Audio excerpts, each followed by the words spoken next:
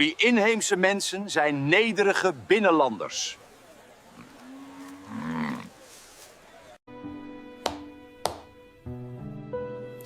Buku iki sangar rek, seneng awakmu nek maca iki. Selama ini kita gak sadar jadi jongosnya penjajah, walaupun sepertinya merdeka, tapi banyak dari kita gak sadar jadi jongosnya Zionis penjajah. Ini buku asik pol, cocok sama keadaan sekarang, maka kali ini kita akan ngulik isi buku ini. Itu yang menarik dalam buku ini, pembahasan tentang penghinaannya kaum penjajah dulu kepada bangsa pribumi dengan sebutan inlander. Apa itu inlander tah? Belanda mengatakan bahwa inlander adalah kaum yang derajatnya lebih rendah dari anjing, dan anjing lebih patut dimuliakan dari kaum inlander. Sebegitu hinanya bangsa kita dulu sebelum merdeka, generasi sekarang harus ngerti, soro mbah-mbahmu biyen le.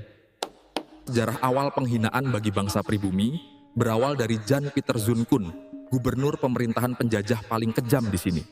Jan Pieter Zoon-Koon ini gubernur jenderal penjajah paling kejam, dia menjabat dari tahun 1619 sampai 1629. Jan Pieter Zoon-Koon pernah bilang, orang pribumi Nusantara itu bodoh dan pemalas, mudah dibohongi, mudah dipecah belah.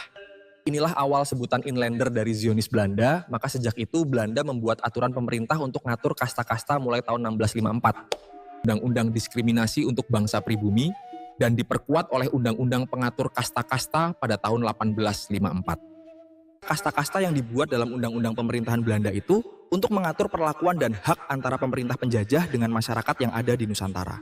Kasta tertinggi adalah orang Belanda sendiri dan orang-orang kulit putih Eropa, kasta kedua orang-orang Cina dan Arab, dan terakhir orang-orang pribumi Nusantara. Wes taklah, pomo awakmu urip jaman iku, wajor temen awakmu. Istilah inlander digunakan tidak hanya secara administratif tetapi juga dalam kehidupan sehari-hari oleh orang-orang Belanda sebagai bentuk penghinaan dan stereotip negatif terhadap pribumi.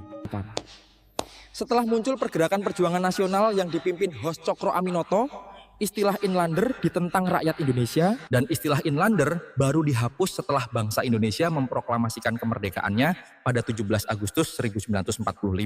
Ngono rek, eru awakmu, sorone biyen wong Indonesia berjuang merangi penjajah. Lah kok saiki jarine sing merdeka 17 Agustus 45 jare Republik. Sing ngomong 17 Agustus 45 kemerdekaan Republik gak tahu dijejeli sandal lambene. Apa hubungannya sebutan inlander dengan penyebutan frasa kemerdekaan Republik Indonesia? Orang Indonesia akan dianggap bodoh, buta sejarah kemerdekaan bangsanya, buta sejarah berdirinya negara kesatuan Republik Indonesia, padahal bangsanya sendiri, negaranya sendiri. Maka, secara tidak langsung orang Indonesia mengiyakan dan setuju dijuluki inlander karena kebodohannya. Mengatakan 17 Agustus 45 kemerdekaan RI sama dengan mengatakan negara Indonesia negara jajahan. Lah yang jajah siapa? Kita ini generasi penikmat bukan generasi pendobrak, tinggal mensyukuri saja dan menikmati kemerdekaan, gak usah kebanyakan gaya, yang ada generasi penikmat malah merusak tatanan bangsa. Gitu ya Bolo, semoga tambah paham. Sekian dulu pembahasan kita, ngapunten, saya belum makan ini. Monggo, salam.